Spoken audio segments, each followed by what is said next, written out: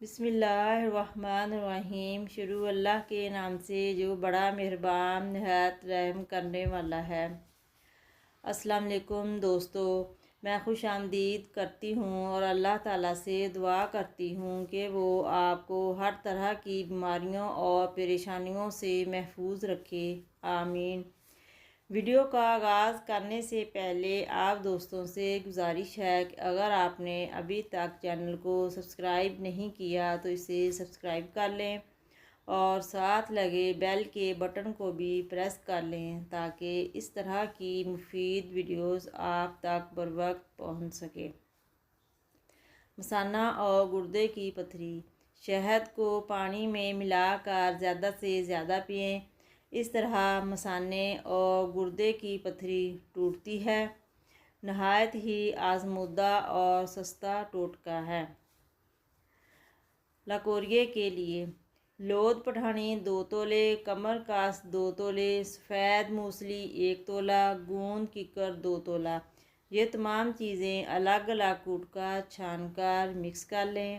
رات سوتے وقت دودھ کے ساتھ کھائیں، اس بیماری سے جان چھوٹ جائے گی۔ گردے کی تکلیف۔ نصف پیالی مولی کی تازہ رس میں 1 چمچ مصری ملا کر صبح کے وقت پینے سے گردے کی تکلیف ختم ہو جاتی ہے۔ خون کی تیزابیت۔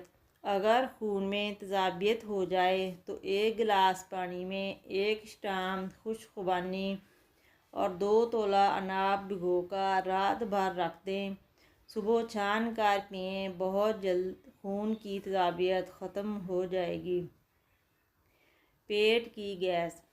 جن لوگوں کے پیٹ میں بہت گیس بنتی ہے ان کو چاہیے کہ ہر کھانے کے بعد سیاہ زیرے کا سفوف بنا کر 1 چمچ سادہ پانی کے ساتھ استعمال کریں۔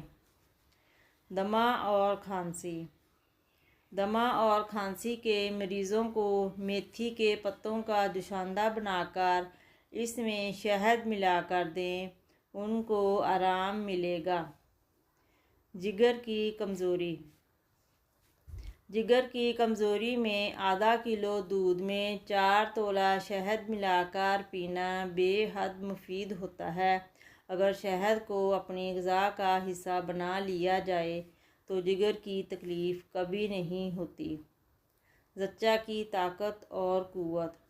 گڑ میں سفید زیرہ ملا کر زچہ کو کھلانے سے اس کے اندرونی حصے کی صفائی ہو جاتی ہے اور طاقت بھی ملتی ہے۔ ریشہ اور لکوہ۔ ریشہ اور لکوہ کے مریضوں کو چاہیے کہ وہ لہسن کا زیادہ استعمال کریں۔ لہسن کے استعمال سے اس بیماری میں آرام ملتا ہے۔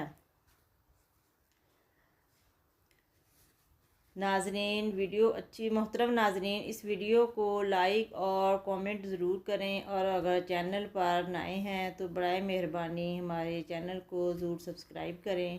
آپ کی سپورٹ ہمارے لیے بہت ضروری ہے۔ آپ کے قیمتی وقت کا بہت شکریہ۔